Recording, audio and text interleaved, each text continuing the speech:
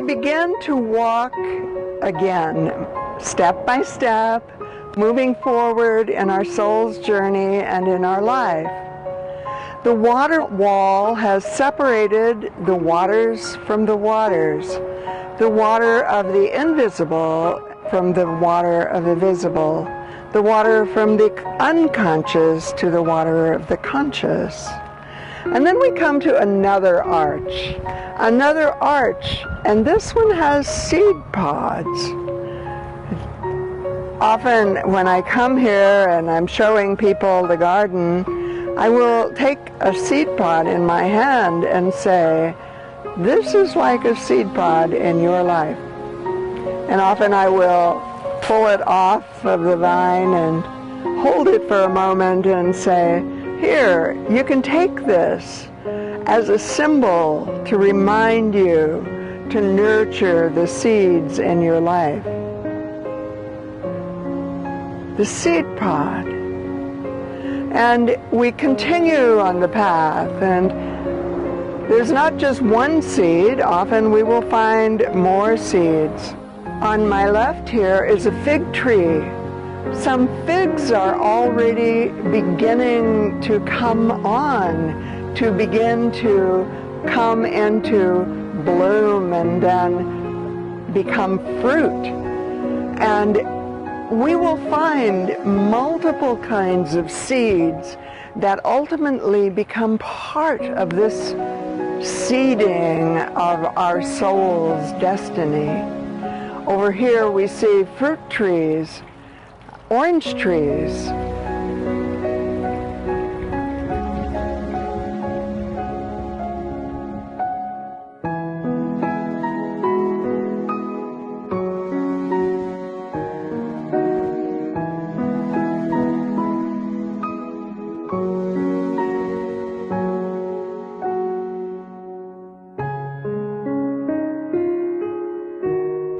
We're now sitting at the jade table.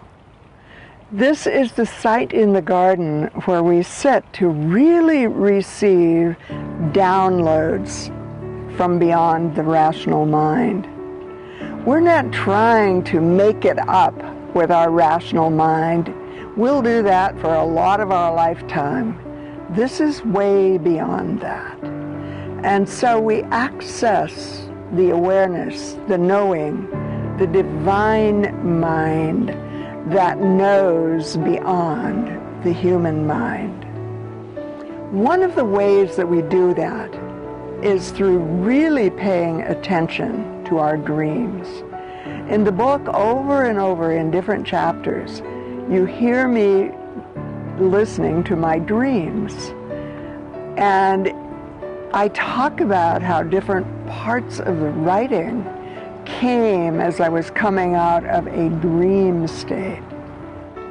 And so, as we sit here at the jade table, this table itself becomes like the drawing board of the divine architect, where we can listen in the stillness, in the silence, in our dreams, in all of the ways that this voice of the invisible can speak to us. And it begins to reveal its inspirations. Downloads come from beyond the rational mind. And out of these, if we scribe them, if we record the voice of our soul, there will be trails to be blazed. There will be amazing gifts. And ultimately, as we move toward manifestation from this realm of timelessness, the details of how to do that will be given to us. This is a time to talk about practices. Spiritual practices are important in our soul's journey. And I want to just briefly mention 3 of them. There's a lot more detail about them in the book. You can go there and take some deep dives into those details. The first spiritual practice is stillness. I used to call it the silence. I don't anymore.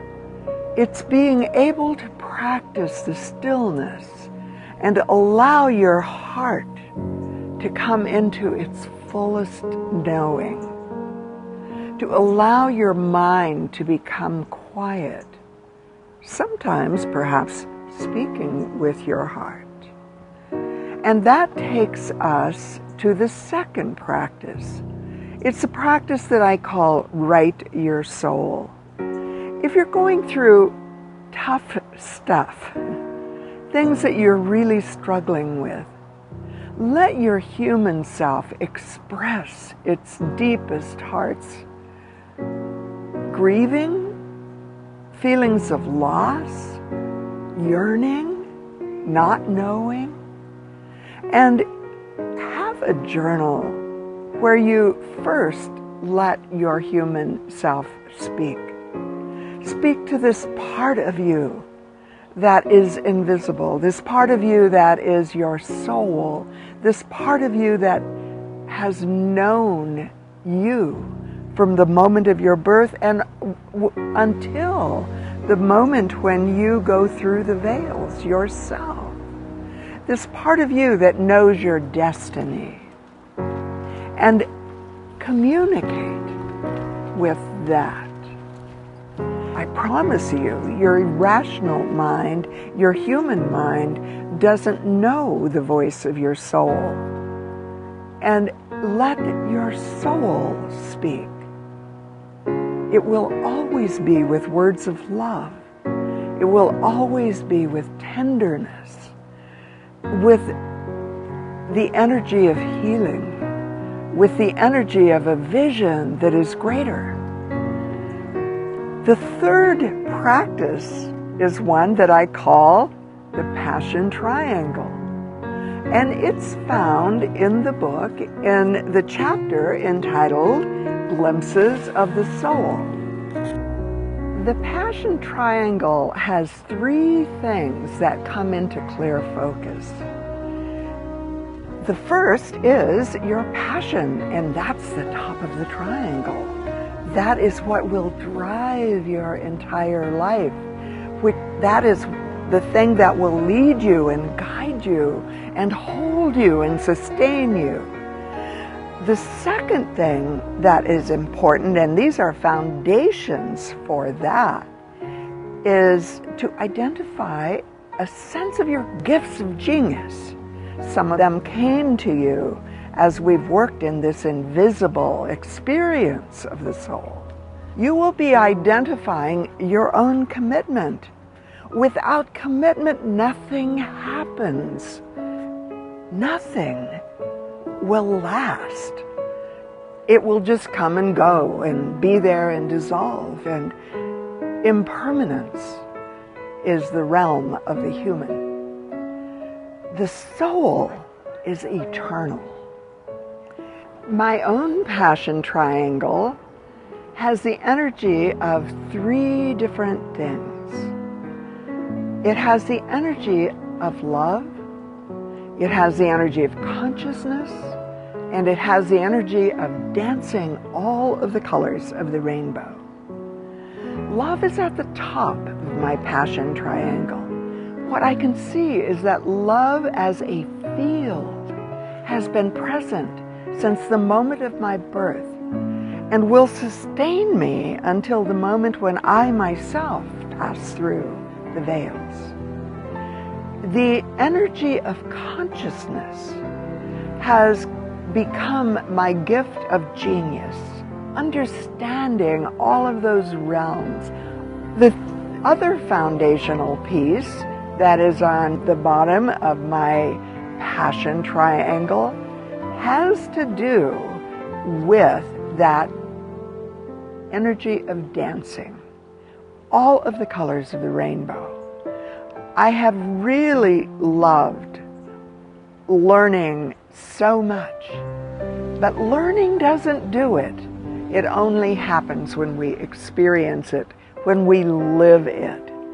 And so it comes into my life in whatever color it is. I can see it, and I can dance it, and I can speak it. I can know it in my own map of the good, the true, and the beautiful. This is a very, very powerful practice. It will guide you. It's not about a random thing. It's what you always come back to.